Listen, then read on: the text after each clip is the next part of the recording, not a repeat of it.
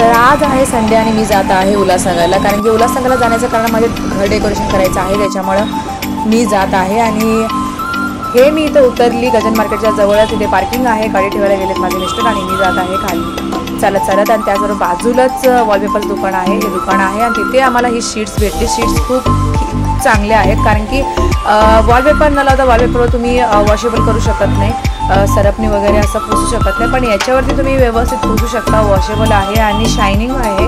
120ची sheet आहे ही, तुम्हाला 90 पण मध्ये मिळू शकते।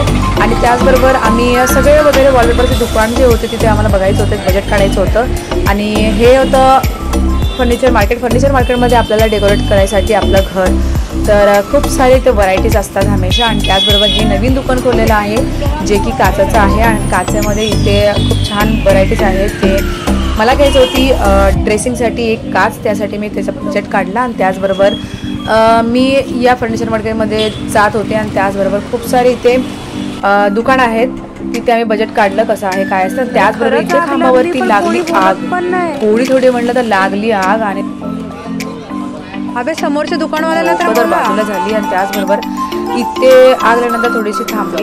मग आम्ही एका अशा दुकानामध्ये गेलो की तिथे आहे ना इतकं रिजनेबल प्राईस होतं, खूप म्हणजे खूप। आणि तिथे आमचं सगळं बजेट वगैरे झालं, सगळं फायनल झालं। आता अजून डिझायनर होते त्याच्यामुळे आमचं थांबलेलं आहे। आणि येता येता आम्ही आमच्या इथं डीमार्ट लागतं तर अंबरनाथमध्ये, आणि त्याचबरोबर त्या डीमार्टमध्ये जायचं ठरवलं आणि तिथं आम्हाला घ्यायचं होतं पिझ्झा। तर माझे मिस्टर गेले घ्यायसाठी आणि मी थांबले, कारण की लय लाईन होती त्याच्यामुळे मी तर गेलीच नाही, गाडीच्या इथंच थांबली। आणि मुलांसाठी पिझ्झा पाहिजे होता त्यामुळे आम्ही पिझ्झा घेतला आणि आता आम्ही जातो घरी। Bye, thank you.